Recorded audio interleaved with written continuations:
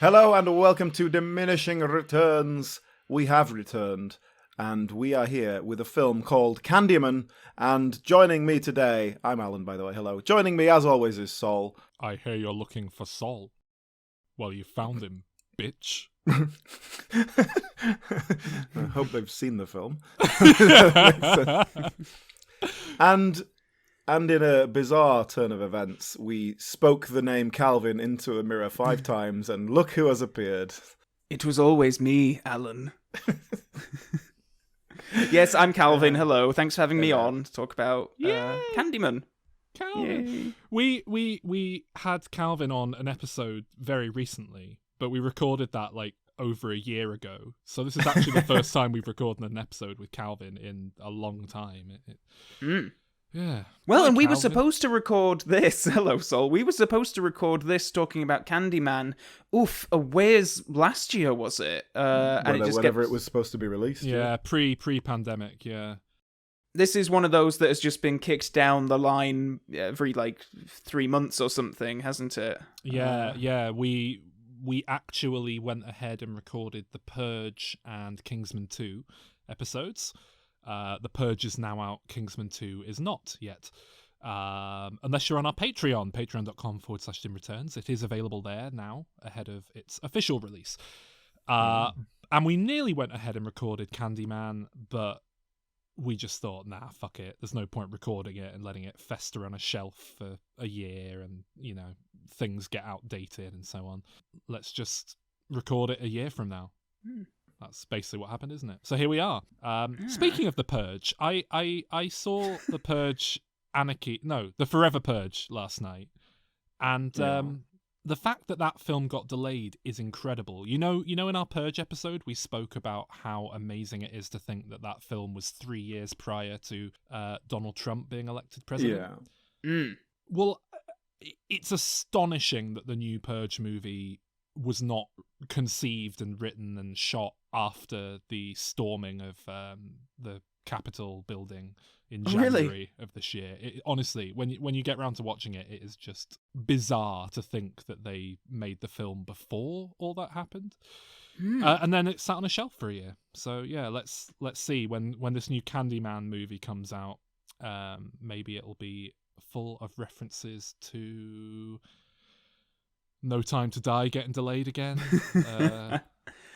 Well, when this was due to come out last year, I think in one of its proposed release dates, I'd heard that Jordan Peele was very keen on it coming out prior to the election because I think there's some kind of thematic resonance something. So this was one that I thought was just going to go straight to video on demand, but I guess they kicked it down the can until they could get theatrical. He's done the old classic, hasn't he? Candyman runs for president. Oh, too easy. Jordan Peele. He is, of course, the producer of this reboot / straight-up sequel. I think what we have here is a sequel to Candyman masquerading as a new entry point for commercial reasons. His name is on the screenplay. Oh, wow. Him, Win Rosenfeld, and Nia DaCosta, who is also the director. Oh, yeah. Okay. I really am very excited to see what they do with it. I do love Jordan Peele, and I love his whole foray into horror. On the flip side, the trailer for this film was like a Saturday Night Live parody of what a Jordan Peele Candyman movie would be like. Oh, did you think? I quite like the look of it. Well, I think they released a trailer recently. That's the one that I saw. Oh, I haven't seen that. No, I'm talking about the trailer back when it was originally coming out, which is... interesting. It's like a slow, ominous remix of that... Is it by Destiny's Child? Say my name, say my name. Oh, dear me. Oh, really? It's like a load of slow footage cut with say my name, say my name. But it doesn't work at all. They've tried to do a repeat of the Us trailer with the, I got 5 on it, which worked brilliantly, but it just doesn't work at all. So anyway, I wouldn't be excited to see what Jordan Peele does with Candyman if there wasn't an interesting film here for him to build on. So I guess we should talk about that. The original Candyman from 1997? Is that No. right? Nope. 92. 92? Yeah. Okay. 90s. It's very of the 90s. Well, I know, and must be about the third time that I've seen Candyman, directed by Bernard Rose. Same here. I watched it for the second time a year ago in preparation for recording this podcast, and was really annoyed that I had to watch it again in such close proximity to refresh my memory. There are two things that catch me by surprise every time I revisit Candyman. The first is that it's not of the 80s. It's not of the same ilk of, Freddy Krueger and Leatherface, even though that was 70s. But, Jason Voorhees, that kind of... Because he's sort of grouped in with Chucky and those sort of slashers. And I always forget that it isn't actually a Clive Barker film.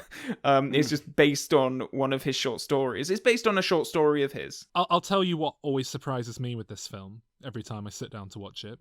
Ted Raimi's in it. Oh, yeah.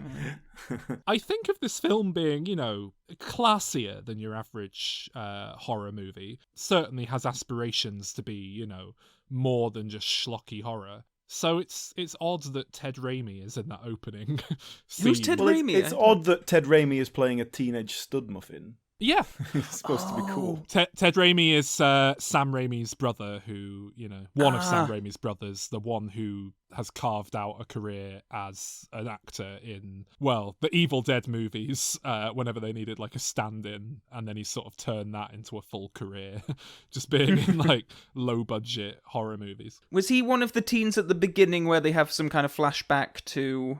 He's Billy. Because I did think that guy looked like he really shouldn't be playing a teenager. Yeah.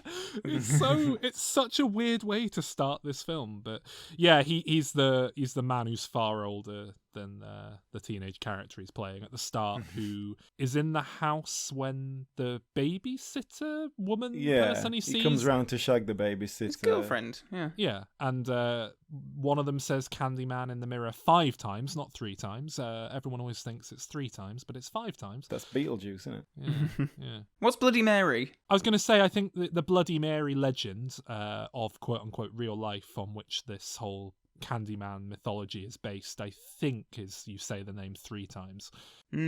Or you just say the name like an indeterminate number of times over and over until they appear, depending on who you're listening to. But yeah, Candyman is 5 times. I was in a pub quiz once. They asked how many times you say Candyman in the mirror, and they said it was 3, and someone on my team got really angry and went up and yelled at them and said, no, it's 5 times. Well, good.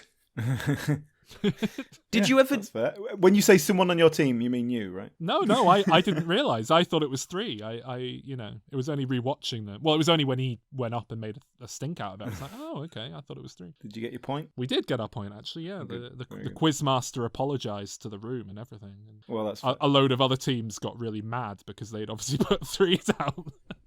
Did you ever do this when you were kids? I remember doing it with my friends, like Candyman. I hadn't seen it when I was a kid, but it was a bit of a sort of like a dare you to do it in the mirror sort of thing. I only became aware of this. Interestingly enough, to say that Candyman is all about urban legends and, modern mythology and all that. There was a point when the internet was still relatively new. I remember discovering the website Snopes.com.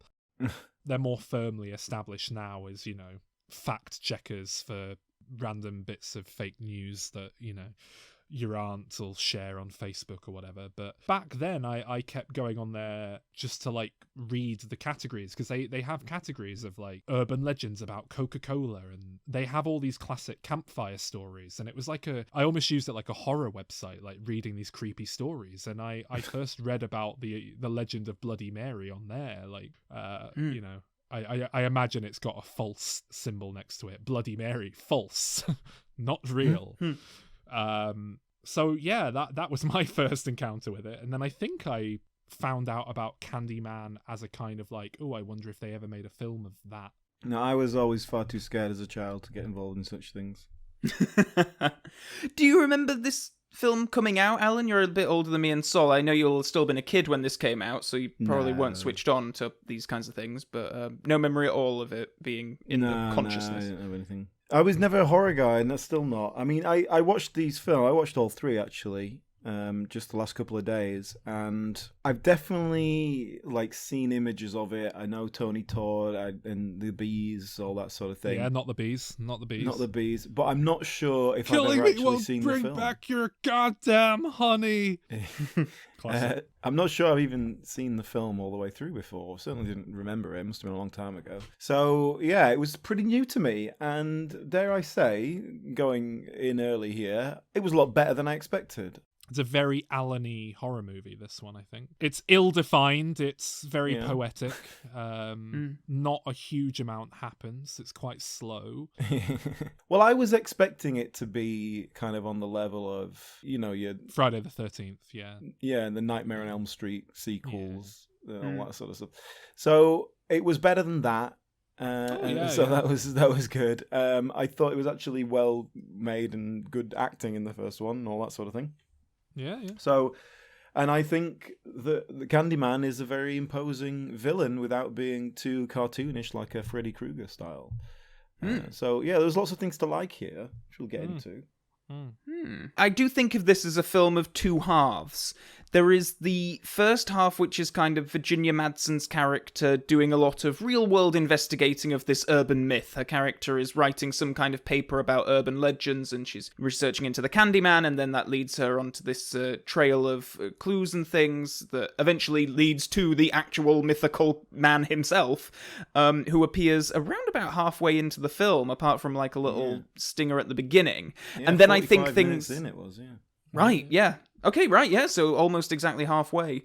And then I think it goes off in a very different direction, or at least that's how I sort of divvied it up when I was watching it. Virginia Madsen is the star, and she's in every single scene, I think. But I thought she was really quite brilliant here. Do you know the stories about how the director had her hypnotized before some of the scenes to get that spaced out look? Yeah, I have heard this, yeah.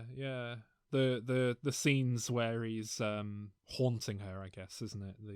The ones where she's being accosted by Candyman. Yeah. Well, I quite really like impressive. that. I quite liked that whenever he was around, it did have a kind of otherworldly sense to it. It was this vagueness of how much of it is real, how much is in her head, and all that kind of thing. And I really liked that. And yeah, and she seems like in that kind of classic, slightly hypnotized, docile behavior. I think that permeates the entire film, though. My real takeaway from watching this again the other day is just how ethereal the whole thing is. And I wrote a little letterboxd review, a very pretentious one, but I'm quite pleased with it, where I said it's less a nightmare and more the sensation of waking up on a sunny Saturday morning having just had a nightmare, where you still feel a bit kind of uneasy.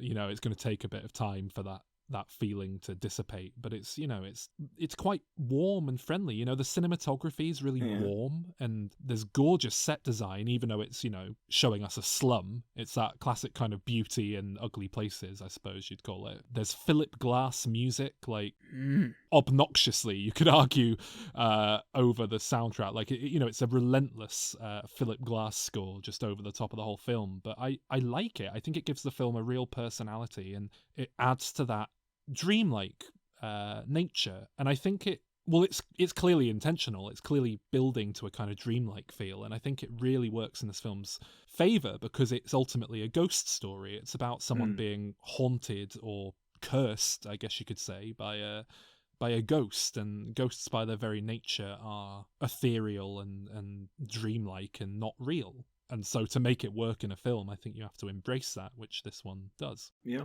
I agree, and I think, but it still manages to maintain the kind of horror atmosphere of it, where they're just kind of sneaking in the shadows and all that sort of thing, and without feeling cheap. Obviously he appears in the mirror. That's kind of where you see him first. So you have the classic mirror scare, but it doesn't feel overused, and it feels like it's coming and all that. It feels very considered. Do you want to get into the lore of Candyman? Because I've watched all three, Yeah. and it definitely gets weaker the further it goes.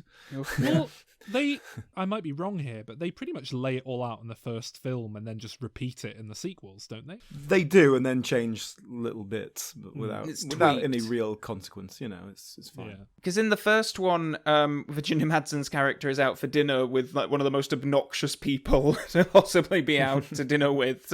Is that the Stephen Fry kind of guy? Yeah, who's you don't know the story. And it's very odd. Because they're saying, oh, we're doing our study, and they're being a bit closed off about it. And he's like, well, you let me have a look at it, darling. I'll tell you what to do about it. Don't worry. Because he's just being very condescending to them. Because he's a professor and they're students, basically. But they're like doctorate students or whatever. It's not like they're kids. But yeah, he's definitely being condescending. And that's why she's like, oh, well, shove it up your arse. And then he goes, you don't know anything, do you? But to be fair, if you are doing a doctorate study on urban legends and you're focusing on Candyman, learning the basic backstory does feel like that should be like day one. Yeah, but they didn't have the internet back then, Alan. You couldn't just look it up on Wikipedia. It was true, yeah. She was having to look up stuff in newspapers. She was having to interview people to find out what they heard the basic backstory was. The book, like, there weren't any books about Candyman out yet, because this guy publishes it in the second film. Yes. Yeah. I do think that in the first one, it's a really effective way of getting that exposition out with this character. Like, he is really obnoxious and very unlikable, but he does have something of a voice. There is a theatricality about him. So when he's telling this story, we don't have flashbacks. Yeah, maybe. But we don't have flashbacks or anything. And that it makes it all the more effective, because in the second and third one, they really overdo it with the sort of hammy, old-timey Victorian actors. Not the bees! Not the bees! Yeah, exactly. Whereas it's to see it happening, it takes away from a lot of the mystique of it. Oh, absolutely, yeah. When they start, I mean, we're getting ahead of ourselves here, but when they start slathering honey on him, it just makes me think of Winnie the Pooh. It doesn't scare. And it's a weird story. Like, Candyman is he was the son of someone who made a fortune designing some kind of shoe producing machine. Yes. So he is educated. Isn't that the plot of Jumanji? So he's sort of educated. The mayor. But he's educated and wealthy beyond sort of what most black people would have been in the late 1800s or whenever it was supposed to be set. It was Civil War time, wasn't it? And he was also an artist. And he fell in love with a white woman, and the angry villagers didn't like that, so they... He impregnated her. That's the worst thing. Is that in the first one? I can't remember if... Yeah, I think so. Well, I don't know if it's specifically impregnation, but certainly there were... The problem is not that he falls in love with her, but that she falls in love with him, I think. That they actually want to be together. Yeah. So, that's the problem. But yeah, so obviously it is racially charged. And I found that all very interesting, because obviously the original source story is set in Liverpool in England, because it's Clive Barker, and it doesn't have that, so that has been put onto it. It's a pretty straightforward transfer from class struggle to race struggle, isn't it? Yeah. So I found all that very interesting, and it worked for me. It all hung together. I think it's done really well, and it's something that I don't really feel was very well explored in 1992.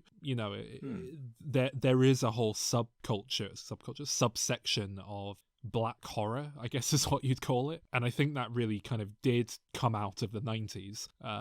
Films like Tales from the Hood. I don't know if you've seen that. And Blackula. Yeah, I guess so. I mean, that's obviously from the 70s, but yeah, you know what? It's the modern or 90s spillover of the blaxploitation genre, now that you say it. But there were, for a while, a whole load of black horror films, and they tended to be, by their very nature, very, about racial issues, and you'd have racist white characters getting their comeuppance, and ancestry in African countries and things coming into play. And I thought in this first film, I thought that didn't particularly come across, and I guess it's because it wasn't written as that intentionally. And that whole race stuff does just play into kind of more like it could easily work as a class struggle, whatever. They definitely play into it a bit more in the sequels, but in that first film, I think it could just as well work with a white villain or whatever. And And I like that because it feels like it's not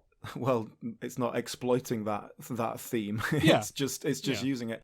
So I like that. I liked that. I didn't know. I was reading about this later that this is the only like non-white kind of horror film bad guy or like monster person. I think that's or something like that. Of the time, most certainly. Of like slasher films, basically of like people. Is Michael Myers white? Yes. Yes. Have you seen The Love Guru? No. Just on the subject of the racial sort of subtext, I think it should be pointed out that Bernard Rose, who did the screenplay and directed the film, is a white Englishman.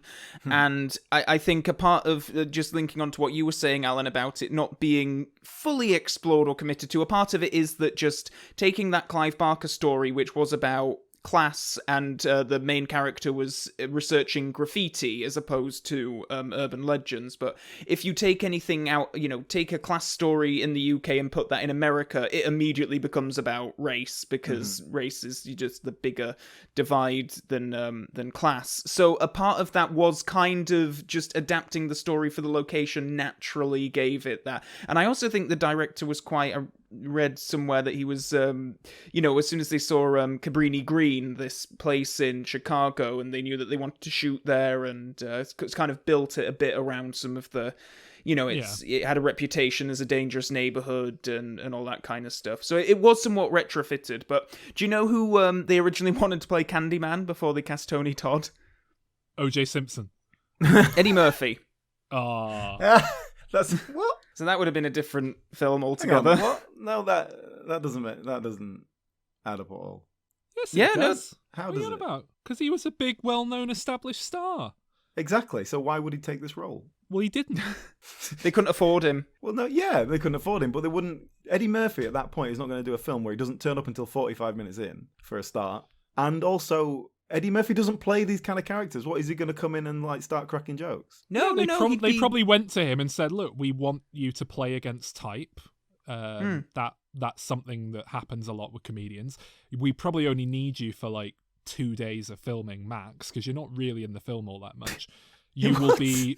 You'll be like the most prominent. You're the titular character. You'll be on the posters. You'll get all the credibility of being a lead actor for very little work, and we'll probably pay you more than anyone else in the film." Work.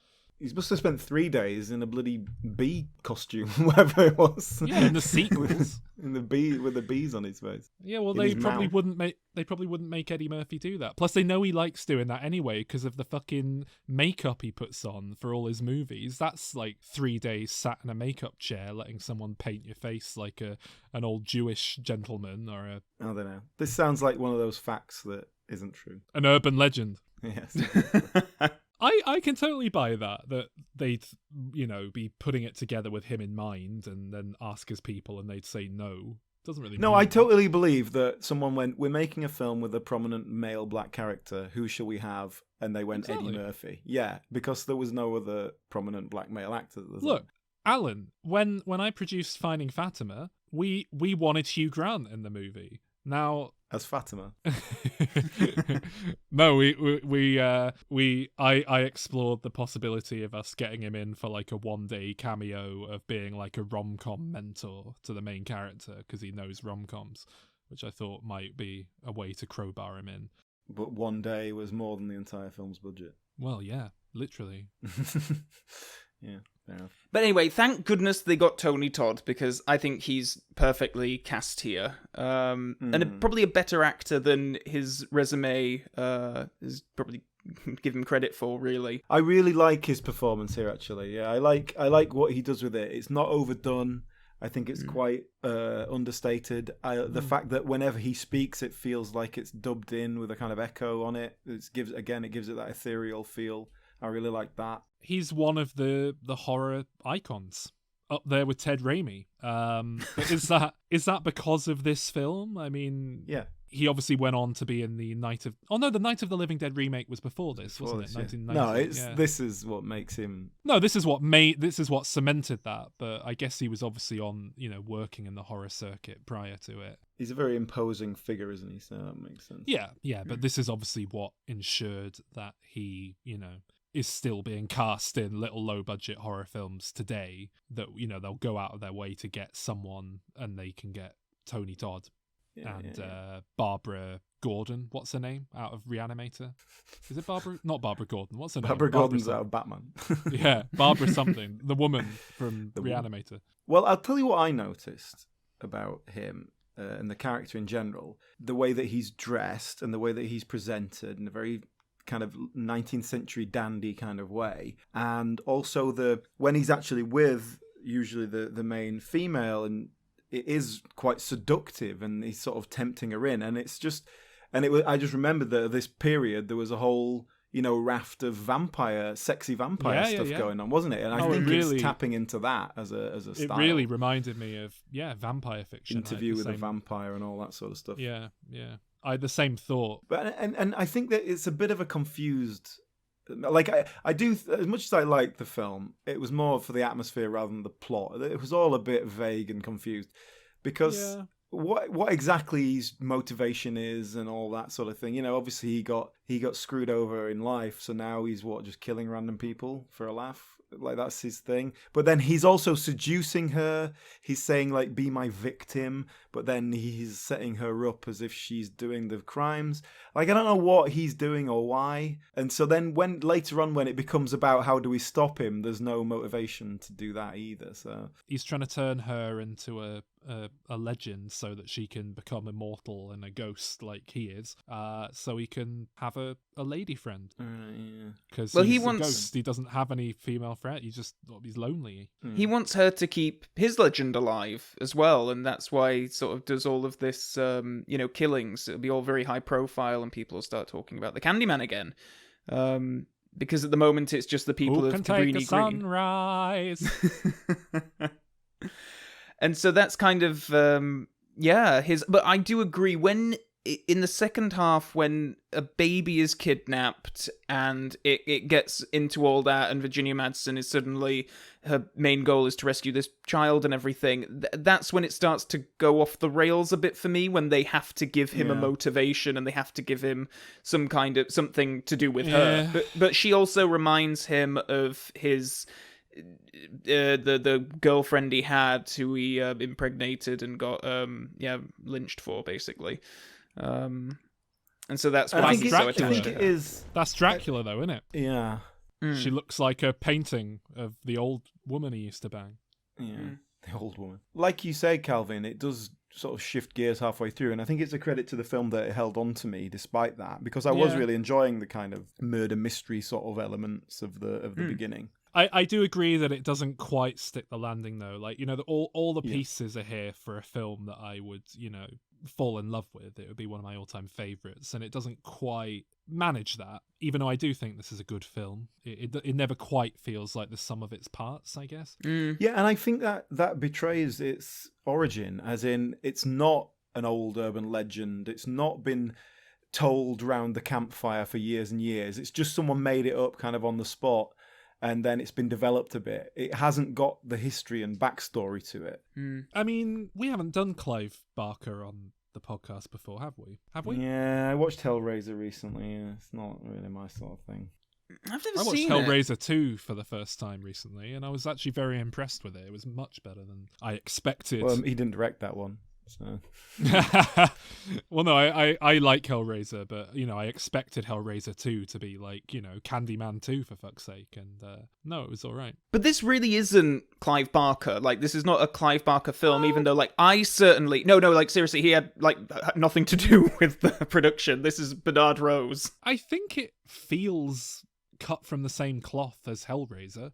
This is why I always make that association in my head, even though I've not seen Hellraiser. I know, obviously, I know enough about Clive Barker's stuff to know that there's an awful lot of, sadomasochistic stuff in there, and that feels like Candyman here is kind of this sexy character in a way. But seriously, it's just based on his short story. Like, he didn't produce it, he didn't write the screenplay, he didn't direct, he wasn't on the set. But there's a lot. I mean, I don't know how loosely based on that short story it is, but it does have a lot of similarities to Hellraiser. There's a sordid romance between an evil supernatural being and a human, and one's kind of corrupting the other and one's kind of manifesting the other, and they're dealing with ghostly entities from the afterlife, and there's a kind of ethereal dreamlike quality to them both. I think there's a lot of similarities, really, and I get that he didn't have any real involvement beyond the short story, but when I think of Clive Barker, it is this kind of thing that I think of. No, totally. That's why I'm like I say, like, I'm really surprised that he wasn't really all that much. Like, this is a Bernard Rose thing. He read the short story and he really liked it, and he went to Clive Barker and asked for permission for it. And so, but I don't know enough about Bernard Rose's other work to kind of know if this is in line with that, or if maybe he wanted to make his own Hellraiser thing. I did listen to most of the commentary that he does with Tony Todd on the film, but it's really strange. They spend the first 20 minutes talking about Avengers Infinity War and A Quiet Place, and Bernard Rose liked Infinity War and Tony Todd didn't, and vice versa for A Quiet Place, if you are interested. But interesting anyway. So let's just dig into the plot a little bit for what it's worth. So basically there's a woman and another woman, and they are investigating urban legends. They go into housing projects to look into this legend of the Candyman and discover information about this murder, etc., etc. In doing so, they conjure him up. They say, maybe they do the mirror thing, I can't remember. So then he comes out and starts killing people and making it look like Virginia Madsen has done it. Right? No, he kills the dog and kidnaps a baby. That's what he does. That's the first thing.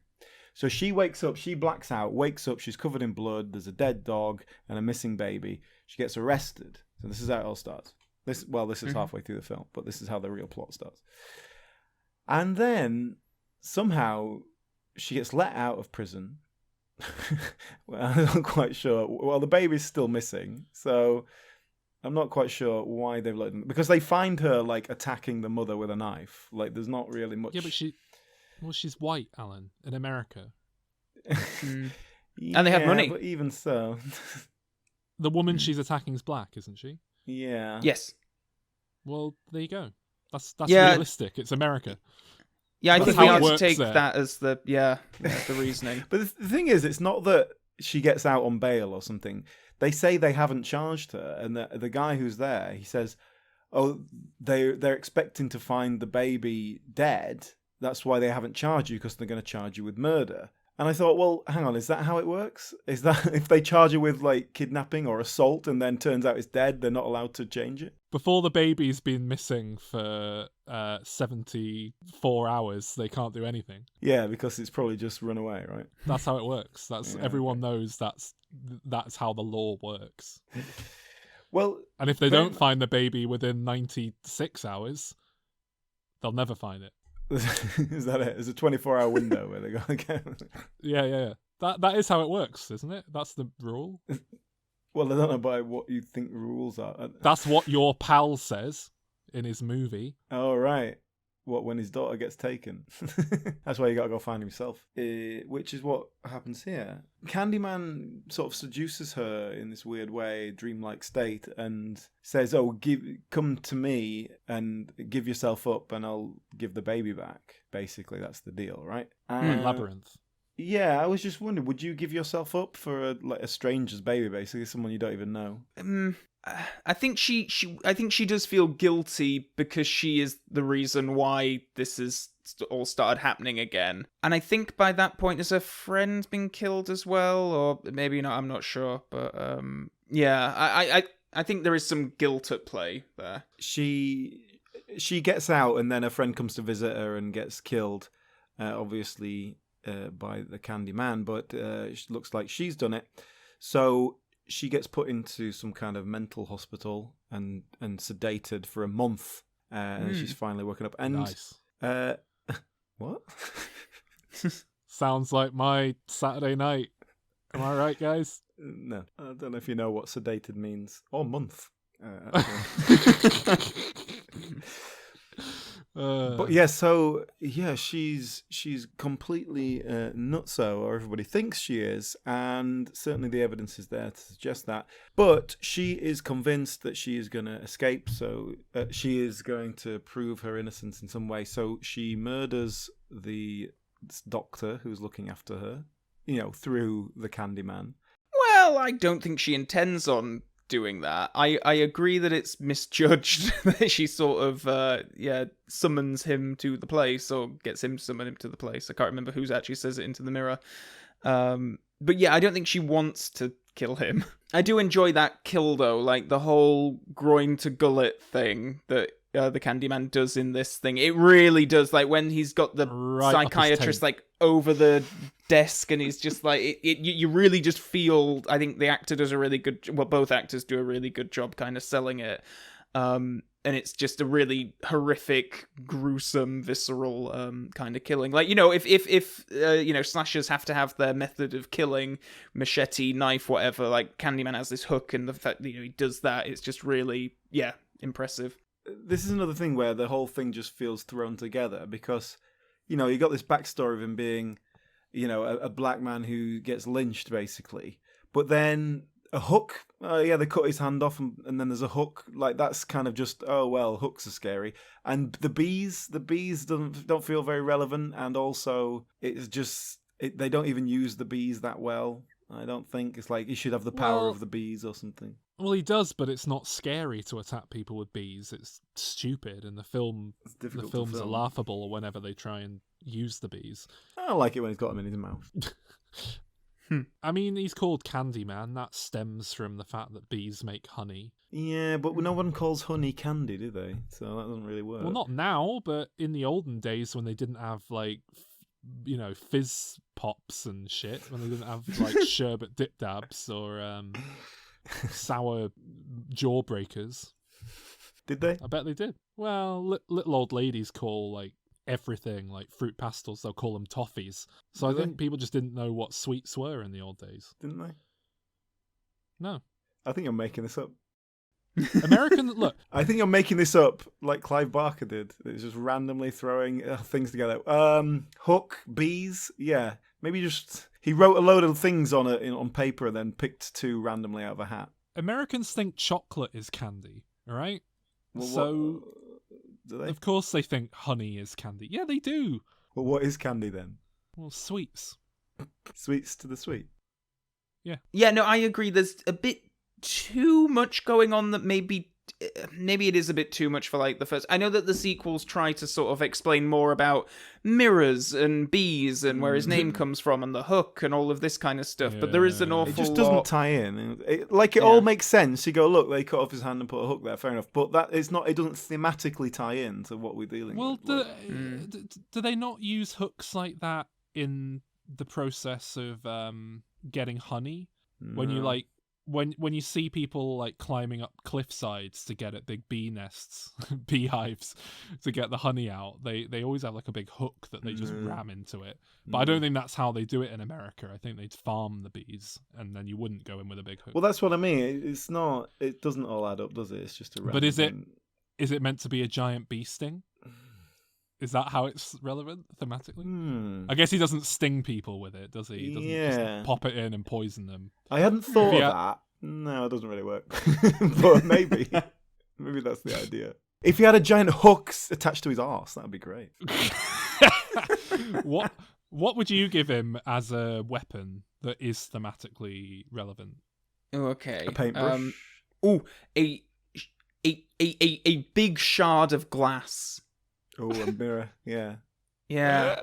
Well, maybe he just kills you with reflections. How? He just makes you think about your life and reflect on yourself and go, oh, God. What am I doing? Kill yourself. That would work for you, but I think most people, that's not guaranteed. I don't know. I think if most people really thought about their lives. Maybe his hand should be like Terminator 2, but with honey instead of metal, and it can just form into like different shapes. Well, what about it just oozes honey? Like he opens his mouth and like honey just Yeah, spurts but he out. can make it go solid, so he can make like a knife out of honey if he wants. No, he just drowns people in honey. No, it's don't mix it up. I must say, while there is a lot of talking it through and everything, there's some inconsistencies and some like, where does that come from? I must say, I'm not thinking about this when I'm watching this film. I think it's a much more glaring error in the glaring thing in the sequels. It definitely holds itself together well enough to get away with it. Yeah. Yeah. I mean, should we wrap up the first one and move on to the sequels? Because yeah, I guess so. Yeah, well, I think. Well, like, did you notice that? Basically, she gets out of the mental institute and goes back to her home, where it turns out her husband is already shacking up with his young student mistress, and that doesn't go down very well. I love the early on when they need a jump scare, and normally they'd like throw a cat from off camera onto the bed, but it's like a human being has to be kind of flung onto the bed to get the effect, and it's meant to be that he's just like getting into bed after a drunken night out, but he full on like leaps past the camera into the bed. So the most weird human in the world. Like no one would ever do that. Don't know. I'd do that. Well, yeah. So the relationship doesn't seem that good even when they're before she starts killing everyone. So what I wanted to ask was, if you were married and your wife went crazy, killed some people, and then died in a fire, just imagine that all happened. Would you take your mistress to the funeral? Because he does. You get the sense. Well, you never really know. Helen does meet that girl at the start, doesn't she? So I don't know what their relationship is, but the fact that I think there's something quite just nice little details there. This husband is clearly a bit older than Helen and clearly more senior to her in whatever research thing it is they're doing at the university, and the fact that he's like going off with another student I think is quite, Helen might already be his second or third wife and he's already got this next graduate student lined up. I just thought that was a nice detail. She herself is obviously a graduate student now, so you got to assume they met with her being a student, him a tutor. So yeah. She knows what he's like. She knows it's not just frowned upon, relationships between those. So I think is the idea there that he is emotionally invested in her, even though he's ending things, and obviously it's quite difficult when a partner or someone you care about goes mental. And oh yeah, he seems genuinely concerned about the whole thing. He's just banging some young chick on the side. Yeah, but I think this new partner is also that's his emotional support, isn't it? She's there for his sake to well, I don't know if I'd actually take her to the funeral. Yeah, I mean, I'd maybe have a bit of tact in case her friends and family were also going to be there. But well, there you go. Did you see who was at the funeral? None of her friends and family. Fair enough, her best friend, she killed her. But no family, it turns out. Because there's him, the mistress, the other tutor who we saw earlier, and another guy who was like their lawyer or something. That's it. Yeah. No friends at all. Not even a few work colleagues who just might kind of like, oh yeah, better go, just to show some respect. She went mental and killed loads of people. But she did save a baby. I kind of liked that, though. I do like this husband character as well. I've not really talked about him. He's played by Xander Berkeley, but never do I get the sense that he's going to be a confidant or anything like anyone like reasonable for her to go to talk through her issues. And yeah, I do kind of like that he isn't just the mustache twirling like arsehole boyfriend who's just so clearly having an affair on the side. Yeah, it feels quite real. Yeah, and the fact that at the end he's like locked himself in the bathroom and he's crying and he's having flashbacks to her, and it's like, he does care about her. Yeah, this is actually quite a lot to work. Even if your relationship wasn't working that well, still, if your wife, who you've been living with and presumably loved at some point, goes mental and then dies. That's you got to work that through. And you got some bloody 19-year-old trying to make your dinner and doesn't understand what you're dealing with. Yeah, Pet paints the whole place a horrible pink. What I like, apart from that scene at the end, which is obviously just like a horror film coda, where it's like, oh, it's not over, it's just carrying on. There's a very real sense that this is how I enjoyed the film, that Candyman is not a real thing. It is just an urban legend, and all this is going on in her head, and she's killing people. Until right at the end, really, where, you know, she comes back as a ghost and all that nonsense. But I prefer that explanation because it helps. Of course you do. Because it's more real, but also because it helps to paper over the vagaries and nonsense of the plot that didn't really make sense. So I like that. I prefer that take on it. And I like that the film, you know, essentially lets you have that possibility. I mean, it doesn't, but then the end doesn't work with it, does it? So it doesn't. I'm thinking, like, yeah, she wouldn't have gone out of those restraints without some kind of supernatural. Yeah, exactly.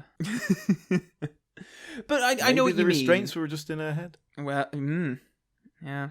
I do find it weird that the whole thing comes down to her fighting Candyman in a wooden pyre to save a baby. Like, that's, again, like I say, like, I was really with it for like the first 45 minutes to an hour, and then it starts, and I know this is like when Candyman comes into it, and I don't want it to seem like I don't like that character, because I do, and I really like Tony Todd and what he's doing, but it just, the story just goes off in a bit, you feel like the film knows exactly what it's doing and where it's going up until a point, and then at a certain point it starts to feel like, maybe this was a bit messier than I thought it was going to be. Maybe this is a bit more thrown together than I thought it was going to be. So I kind of agree with you there. It starts to lose me a bit. I think we are all more or less on the same page with this by our discussion. I think we're all going to have very similar ratings.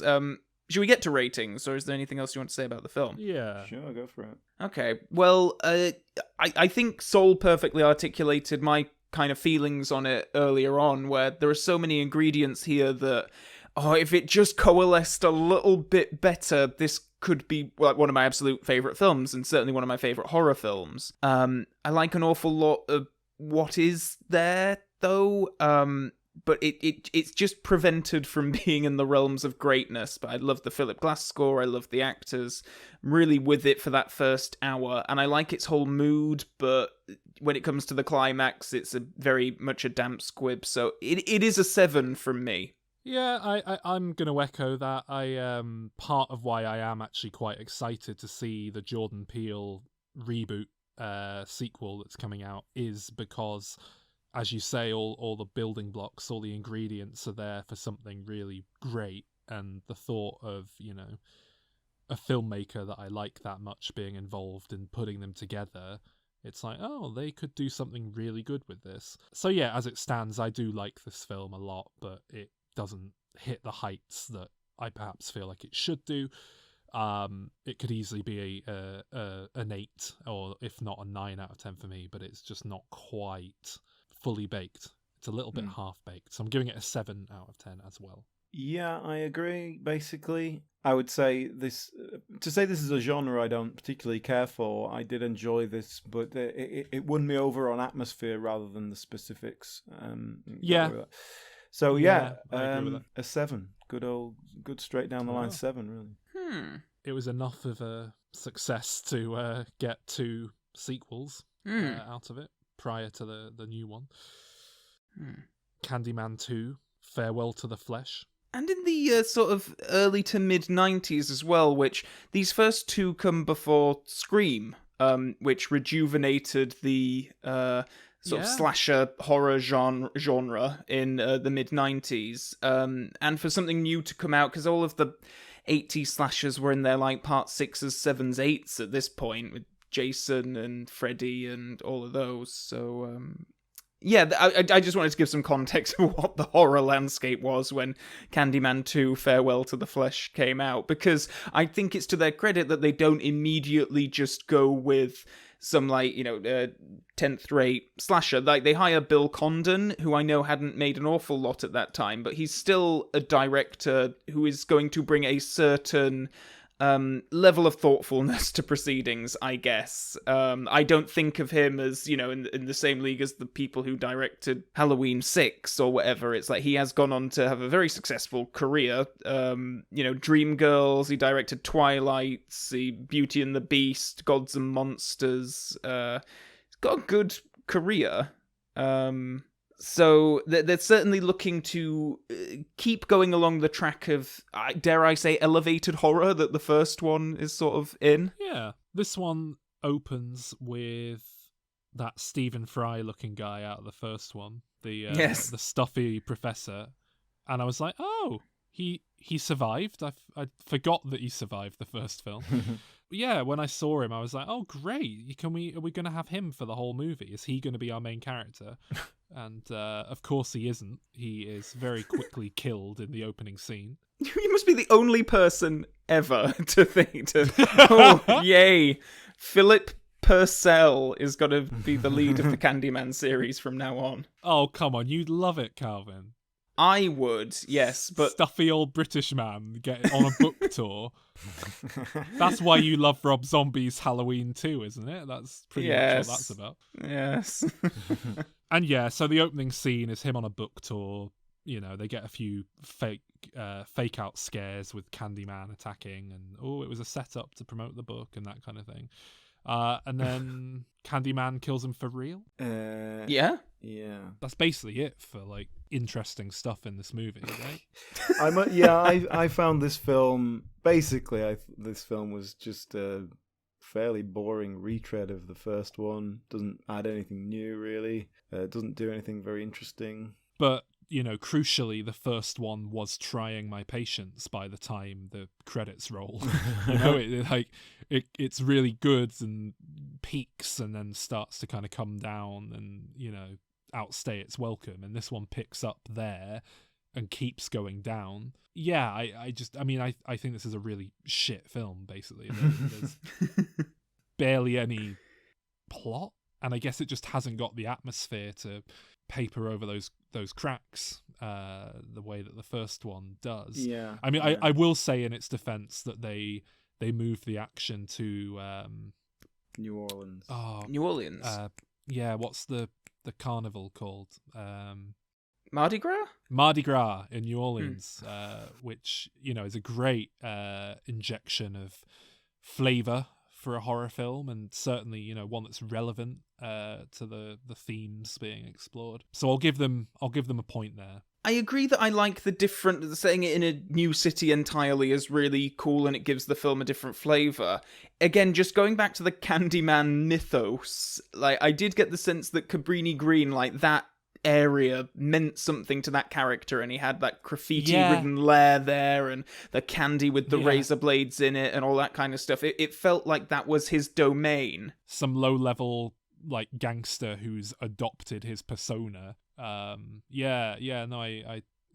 agree. But the Candyman himself also, his ashes were spread there or something like that. And he has a presence there. He keeps the baby hidden there. It feels like there is something going on there. Whereas now, I guess he's just gonna hop around all over the place, depending on which blonde woman he's gonna terrorize.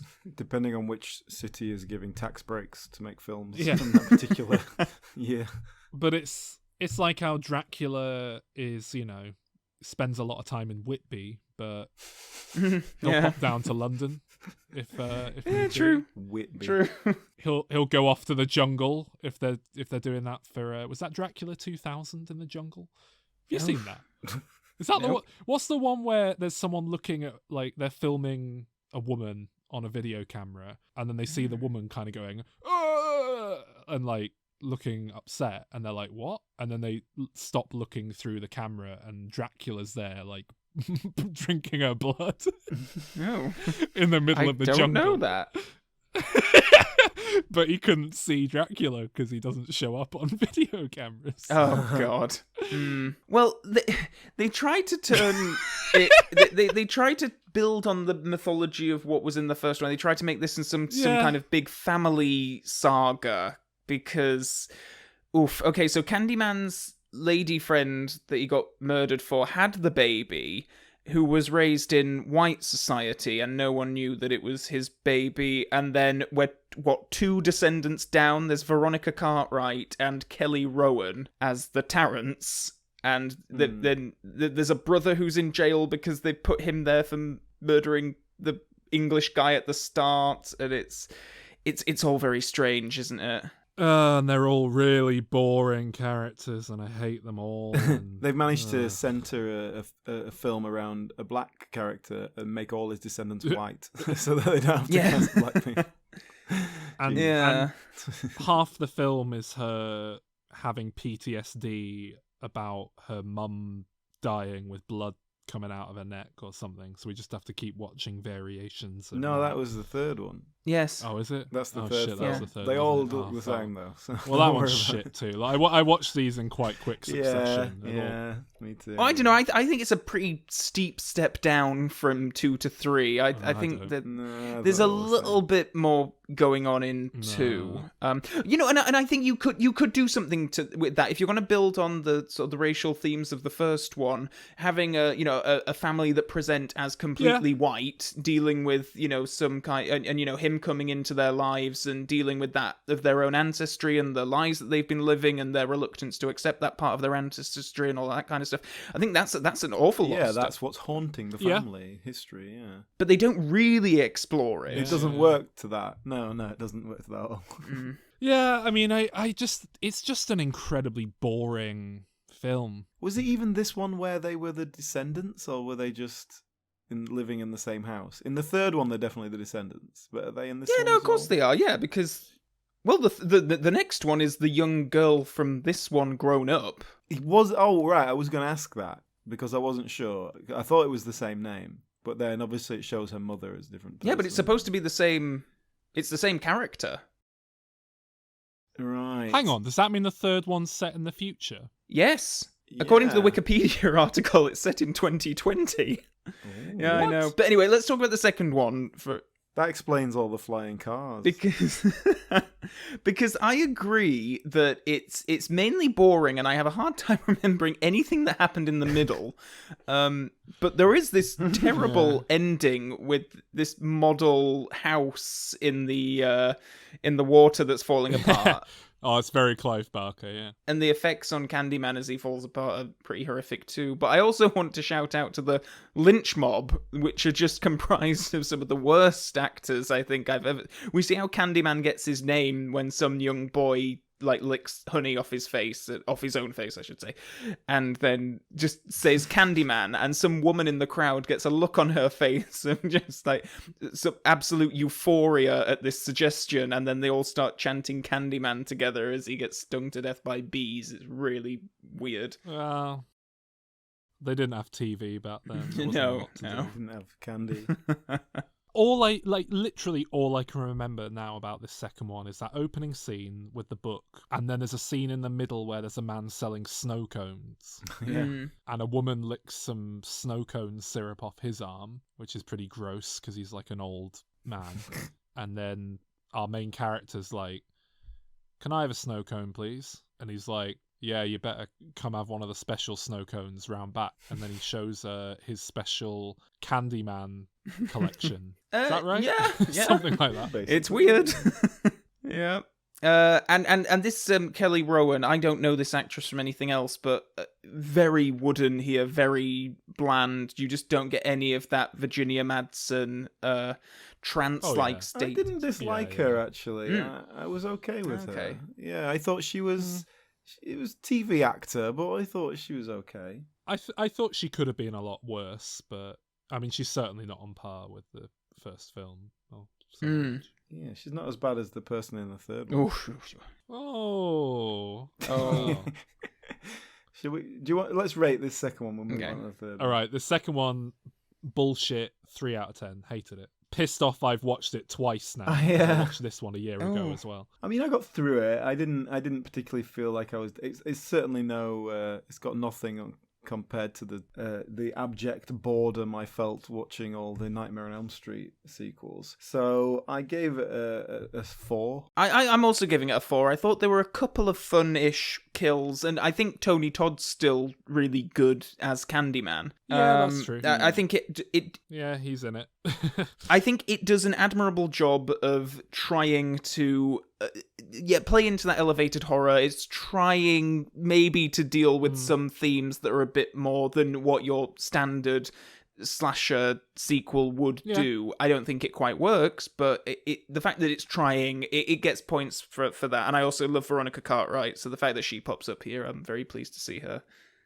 Remind me if the radio DJ character pays off at all. God! No. Yes! It doesn't, does it? No. Because that's such an annoying character. It's such an annoying, like, oh yeah, we watched The Warriors, or, Do the Right Thing, and we like that vibe, so let's have a radio But DJ. it's like, without that, it's like to give it a bit more of a New Orleans vibe. Yeah, if anyone hasn't seen it, from the start of this film onwards, you're just subjected every now and then, at totally random intervals, to someone just being like, well, let me tell you about the Candyman here in New Orleans. Mardi Gras means farewell to the flesh. That's thematically relevant to the film. A lot of people dying out there today. Here in New Orleans, music makes you out in the hot sun. Watch out for that hot sun, and go eat your snow cones, and don't take candy from strangers. Oh, it's just shit. Really weird. It does feel like a very last minute kind of, right, test audiences don't know what's happening. We need some context in some moments, but then it's just all, interspersed with just random musings. It's really odd. We need to make it as short as possible because it's really boring. Let's remove these 3 scenes, but the film won't make sense without them. Can we just add some voiceover to kind of make it make sense vaguely? At least they bring back the Philip Glass music. In just they just true. repeat it. I don't know if he came back to re-record the soundtrack or something. I feel like they might have just taken the exact same recordings and used them again. But I like that tune. And then they made a 3rd one. Ooh. Well, look, I don't think there's any real difference between the second and third in I quality. agree with that. And if I had to watch either again, I'd probably watch the 3rd one again. Now I will throw my hands up in the air, and I will acknowledge that is because our lead character is someone who was plucked out of Baywatch, and Mm. she's very of that whole. She was a Playboy playmate. Really? Because I didn't recognize her or anything, but Neither did I. She immediately struck me as, this is someone who was attractive 10 years ago and is really struggling to hold on to it now at age. She's now 35 and struggling to hold on to that cheerleader look. Yeah, I like that. I like that when they're on the turn, but they haven't quite gone yet. The first scene of the 3rd one is a dream sequence, and her character comes into a room, and it's all like, and I'm like, oh, okay, so she's like the first kill. It's like, a slasher movie thing. That's exactly That's exactly what I thought. Exactly what I thought. That's exactly what I thought. Yeah, she's here for like 5 minutes, and then she's gone, and then she doesn't die, and she stays for the whole thing, and I'm like, oh my goodness, oh no, this is really bad.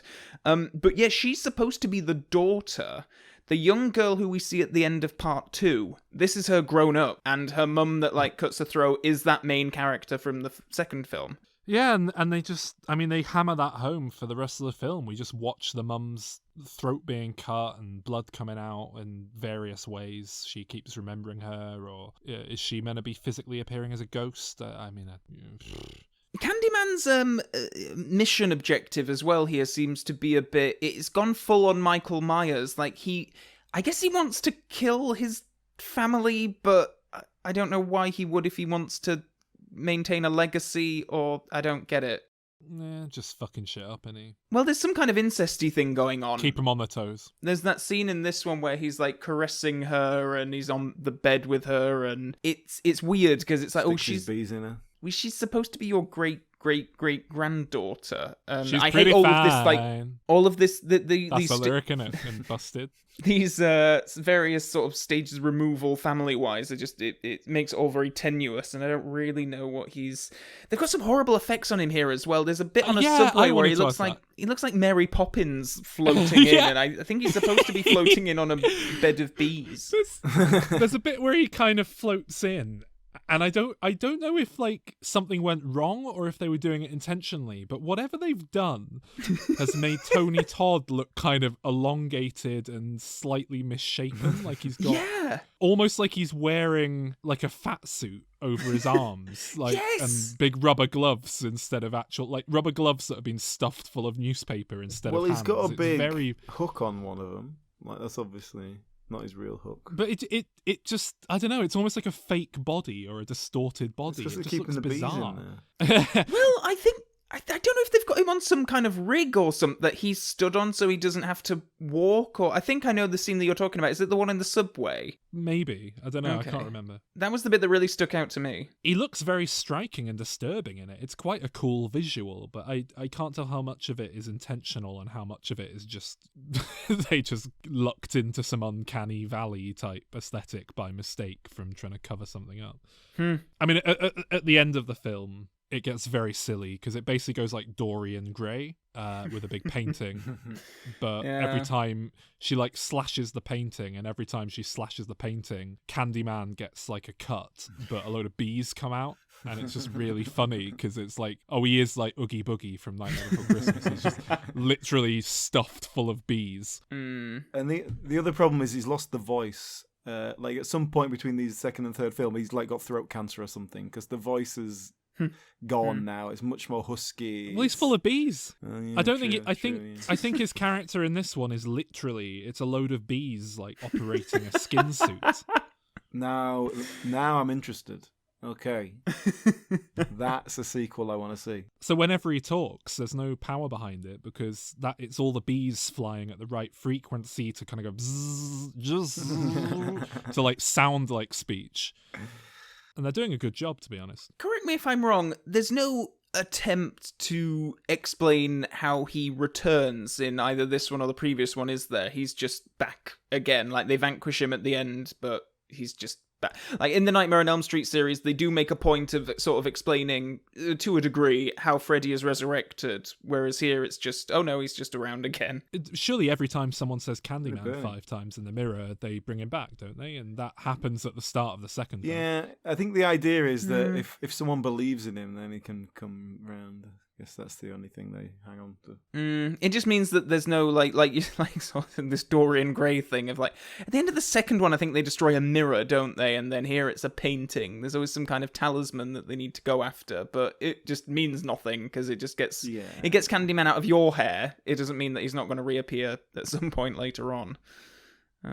There's so many terrible fake jump scares in this as well. Like it's the absolute worst. Like, and this is in 1999 as well. This is post Scream, and you have a scene where the main character is walking into a building and she hears this like, oh my god, help me, oh no, don't kill me, and all this kind of stuff, and then she's like rushing in, and then it's her friend who's rehearsing for a horror film.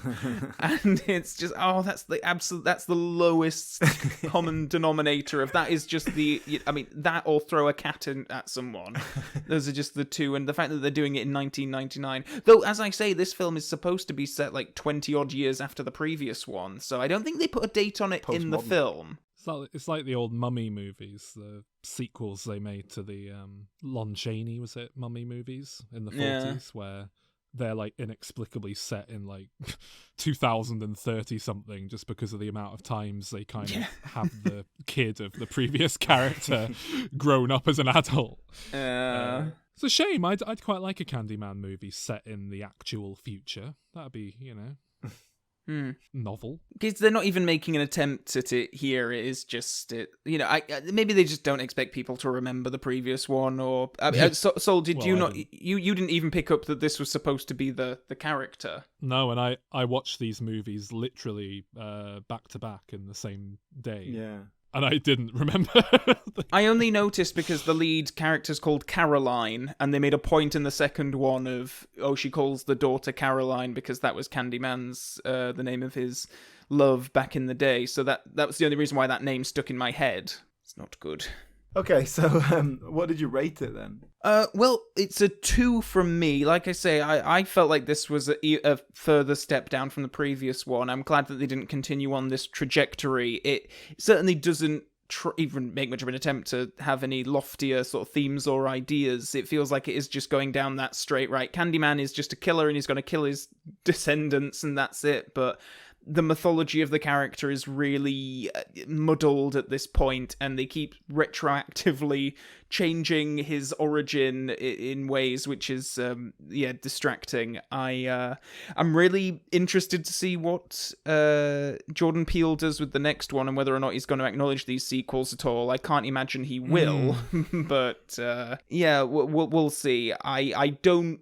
It's no surprise to me that it's taken them 20 years after this to go and make another one. I gave this one a 4 as well.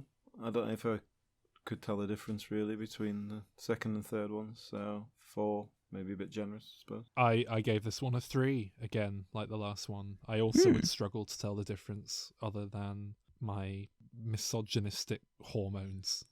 Oh God! Not treating people as equal based on their gender and appearance. What is that about? I think it's a significant step down. I can't believe that you don't see a difference. I think it's chalk and cheese. I think they're both shit and difficult to watch. I'm very excited for Jordan Peele's film, though. I really am interested to see. I mean, they're going to have to acknowledge the internet, right? I would have thought so. I don't know when it's set. But no one has mirrors anymore. They just turn the camera phone round and look at themselves in that. What do you think the odds are someone's going to say Candyman 5 times into a phone? Yeah. Filming themselves. Yeah. I reckon 40% likelihood that'll happen. I'm curious to know because it was all a bit vague at first about whether or not Tony Todd was returning as Candyman, and I believe they've confirmed that he is. But, oh, wow. Yeah, I don't quite know what's going on there. When I looked at the trailer, it looks like the main character kind of becomes Candyman. Like the Santa Claus? Yeah, exactly like that. So, but I think we'll probably see Tony Todd kind of in the mirror, but then he kind of possesses the body of this other younger man. So they're bringing back Vanessa Williams from the first one, who was the mother of the baby that got taken, and I think that one of the lead characters is that baby grown up. I must say, I'm very excited to see actual black voices take on this character and do a story with him. Absolutely. I think that's going to be really I do think that the first one was the only one that really sort of touched on any interesting themes regarding that, but it's still coming from a white English bloke, so I think it's very separated from the African American experience, and I think that this film, with the creative people it's got on board, I think it's going to do some quite interesting things, hopefully. I agree. I think it's great when people kind of embrace a character like that and then, put some authentic spin on it. And on that note, if anyone is looking for a director for a Speedy Gonzales movie, I am available. Arriba. What does he say? Vamonos. And Alan couldn't care less about seeing it. I don't think Alan even knew it was coming. I wouldn't mind seeing it. I like what Jordan Peele is putting out there. The one thing that does make me a bit hesitant is that I've watched Jordan Peele's Twilight Zone revival. Yeah. So I kind of know what happens when he's, got a finger in the writing but isn't invested beyond that. Interesting.